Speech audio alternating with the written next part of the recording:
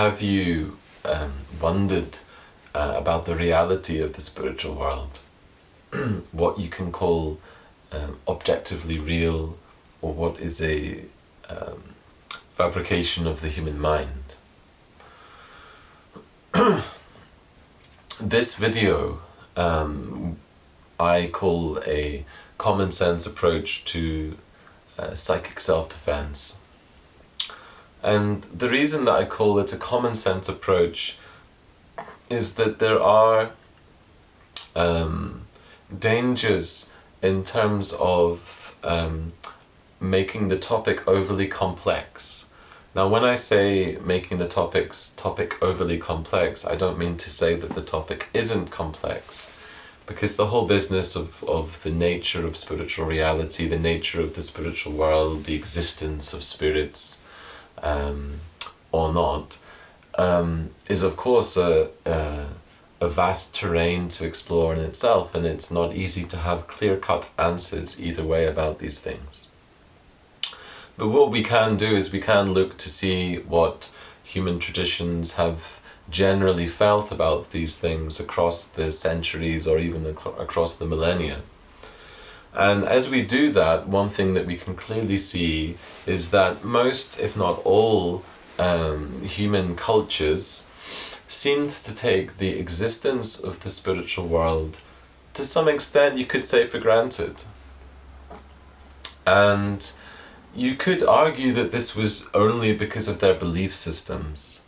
And you could say that people, these days don't have that belief system, so they're not experiencing them. And it was only because they had those beliefs, that belief system in the past, that the people believed or witnessed the realm of spirit or spirits and the spiritual world, etc., etc.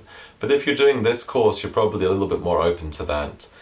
But you may still be being swayed by kind of popular, what I would call popular current beliefs in the spiritual community that to some extent are within the ether of the spirit, of the kind of the spiritual world, or the type of people that are exploring these things. Now, the belief, the non-belief rather in the spiritual world, the skepticism of this world of spirits, the spiritual world in general, to my mind has only really been something that's been strong within Western culture since the dawn of what you could call the scientific enlightenment. So from around the sort of mid-1600s, that sort of turning point into a strong emphasis upon scientific development, material progress, the championing of the rational mind. The rational mind. But if you look to spiritual cultures in general, across recorded history, there seems to be a strong belief or awareness, you could say, of the dimension of spirit.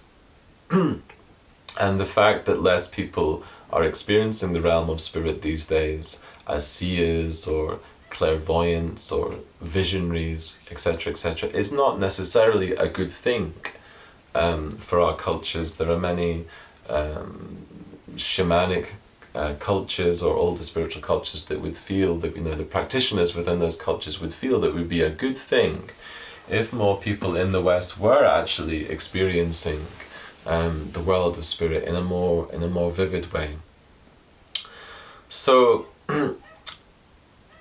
in this regard, when I'm talking about the common sense approach to psychic self-defense, to put it very simply, as there are within the human dimension human beings that are motivated by intentions that aren't so skillful, of violence or greed or negative emotions, excessive craving, jealousy, all of the gamut of emotions that we could label as being unskillful or negative. And just as in the human world, there are human beings that are motivated by more wholesome ends, like compassion or selflessness or being of benefit to others or creative inspiration, all of the things that make human life worth living. Same way in the spiritual dimension, it's the same.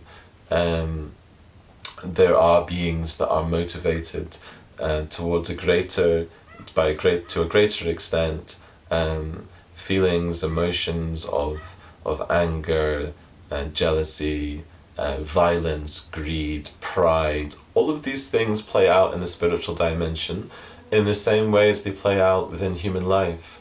And some people may say, but that's dualistic, and within our time, it's very important that we go beyond dualistic thinking. Yes, it's always been important that people go beyond duality, and it's always been important that people go beyond concepts, etc., etc. But that really isn't the point here. The point is helping people to stay psychologically well integrated and have, as it were, a space in themselves where they can grow through the heart center into positive emotion through a healthy connection to the world of spirit.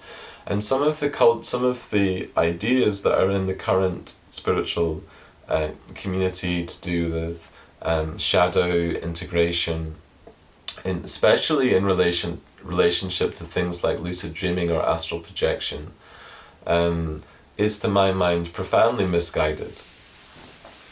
Now, I'm not arguing against the benefit of going into the shadow at all. That's you look into that, you can see it's beneficial to kind of release these things from the unconscious, subconscious mind into your awareness. And there are always things that we're not so aware of ourselves that it's useful to look at, recognize, become familiar with, etc., explore, etc., etc. But to say that every single being that you encounter within a dream or a lucid dream or an astral projection, if it appears negative or unskillful in any way, must necessarily be an aspect of your own personal psyche that you need to integrate in some way. This is completely going off the spectrum in terms of what you could call a perennial spiritual understanding. Now, as far as I know, there have been no spiritual traditions across recorded history that have seen things in this way. The only tradition that you could say moves anywhere near that direction would be something like a pseudo, in other words, not a genuine, authentic sort of Tibetan Buddhist sort of tantric type view of things. And of course, you can trace the lineage of that through people like Carl Jung, and how his ideas of the shadow were then percolating through Western culture, and then the kind of the emergence of many different strains of spiritual things, like people coming over from the East in the 60s and 70s, or the rise of channeled literature and what people thought they were learning from those sort of things mostly. But this is what I call just a common sense approach, that in using the Hermetic maxim as above, so below, we can move towards a genuine understanding of spiritual reality. So just allowing ourselves to dwell upon that maxim for a short time. As above, so below. As below, so above. The realm of physical reality is deeply open to the realm of non-physical reality, higher varying vibrational states of being, you could say. And because of this, there's an interplay between the two. Yes, of course, belief systems condition things, and yes, of course, different cultures will be perceiving things in slightly different ways. But generally speaking, within spiritual cultures, there's that kind of perennial wisdom that the realm of spirit exists. And when I say the realm of spirit exists, I'm not saying in any way that you need to put aside these philosophical questions of the nature between what's objective and what's subjective, or what's psychological, or what's, coming from a more elevated dimension. Yes, definitely explore these things, but I think we need to have a grounded, common sense approach to psychic self-defense. And in the next video on this course, we talk about how to clear the energy field.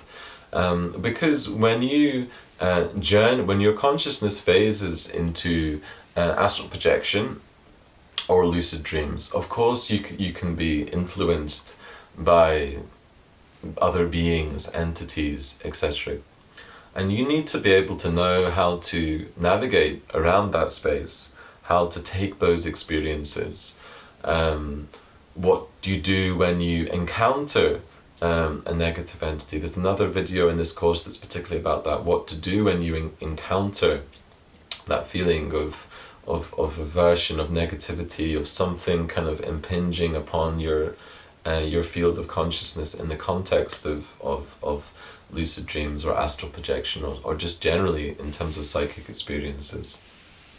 But the core of this video was just about that kind of philosophical perspective that the world of spirit is real. We need to take it seriously, in a sense. We need to try and open ourselves up to it and not get conditioned by